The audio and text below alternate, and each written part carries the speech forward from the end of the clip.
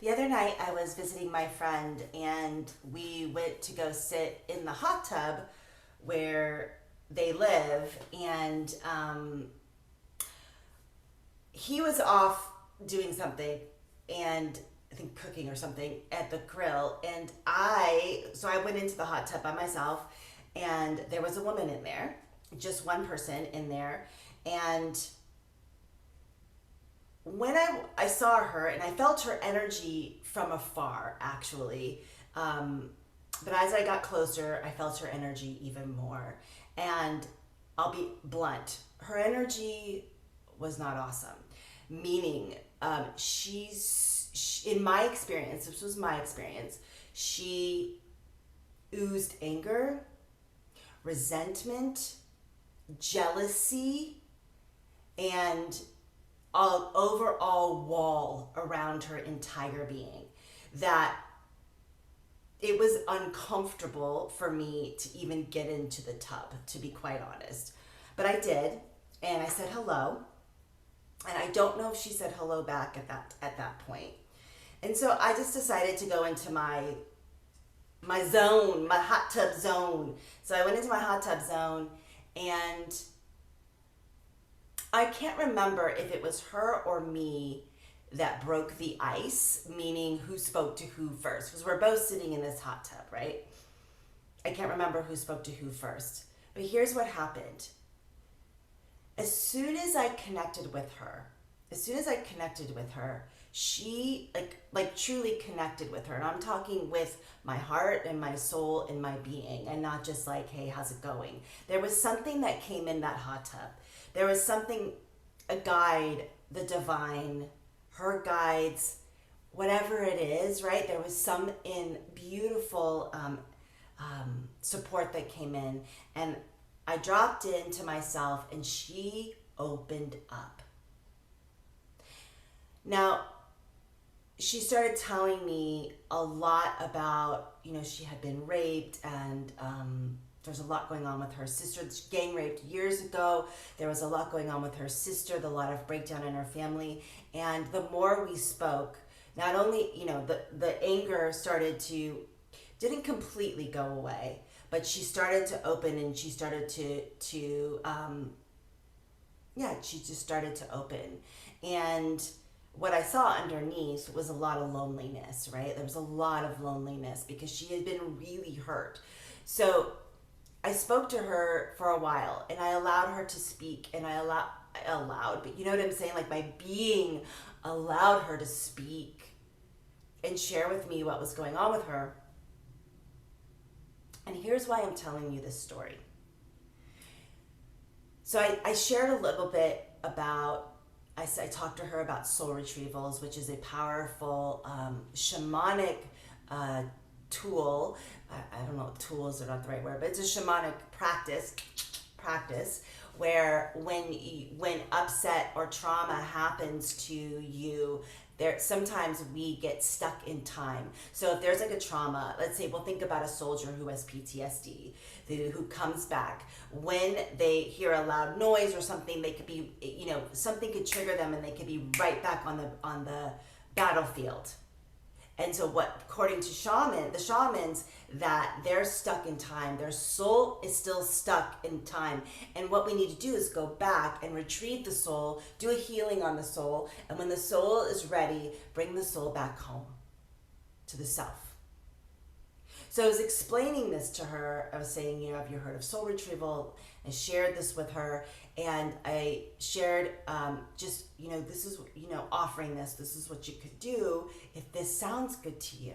Because she told me she had been through years and years and years and years of therapy. And when I told her about the soul retrieval, something in her being was like,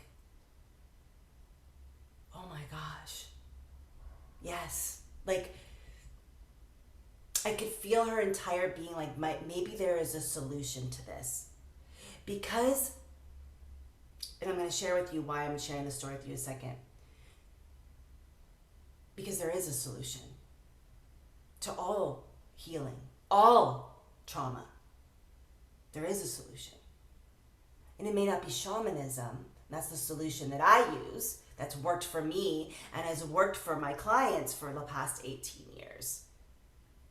But there's many, many different modalities, but the point is we can all heal our soul and any emotional, particularly emotional, mental abuse. Everything I fully believe is possible to heal. So the reason I'm sharing you this story, and then I remember saying to her, oh, I keep saying that, and then I have more to say. Oh, I swear I'll get there. I kept saying, look at me. I said her name. I'm not going to say her name out loud. I said, well, look at me. Look at me.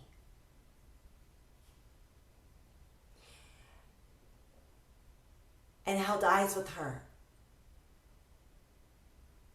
I could feel that this woman had not been seen maybe in her whole life.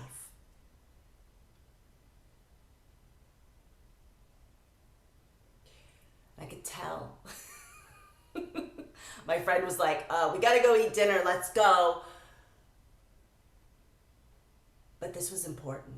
And the reason I'm sharing this with you is because the minute I walked in that hot tub, I don't know if I did judge her. I judged her. I judged her anger.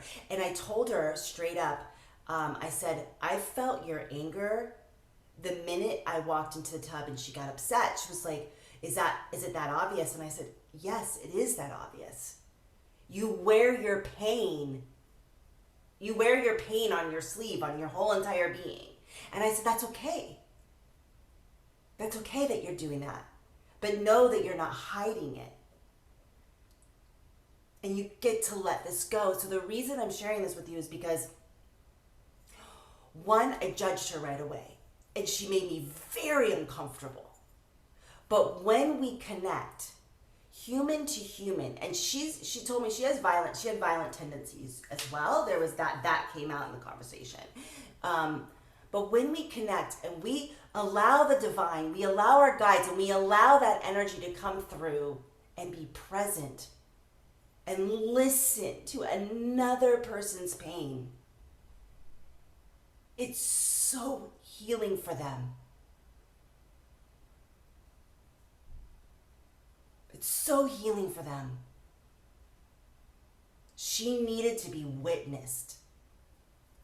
And I judged her when I walked in, and I honestly didn't want to be around her. And I could have shut her out.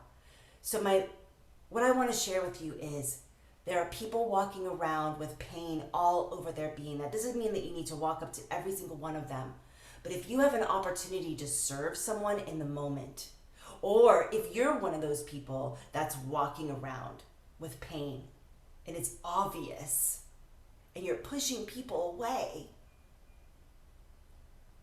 know that there is a solution and that there are people out there that actually care. And the warriors, we are spiritual warriors. And this is what a warrior does, is be present, connected, and show the F up for humanity, the world, and themselves. So I'm sending, I have it, I keep thinking about her, hoping that made a difference for her. Our 15-minute conversation in the hot tub, where I was also radically honest with her. Yeah, you wear your pain on, yeah, it's obvious you're angry. And they did it in a loving way, right? It's a lot of division right now and a lot of pain in the world. There's also a lot of joy. And those of us that are holding the joy codes, holding the warrior codes, or just being able to listen to another human being, we get to start showing up even more, right? Even more, because a lot of you are, I know you are, and not running away from being uncomfortable. And when we're judging, which I was judging her, oftentimes, you know why I was judging her? Is because I'm scared of her. I'm scared of her. Meaning, that could have been me. I had so much trauma. I could have been bitter and angry and pissed off at the world. And for a while I was. But not anymore. All right. My name is Beth Osmer, and I will see you on the next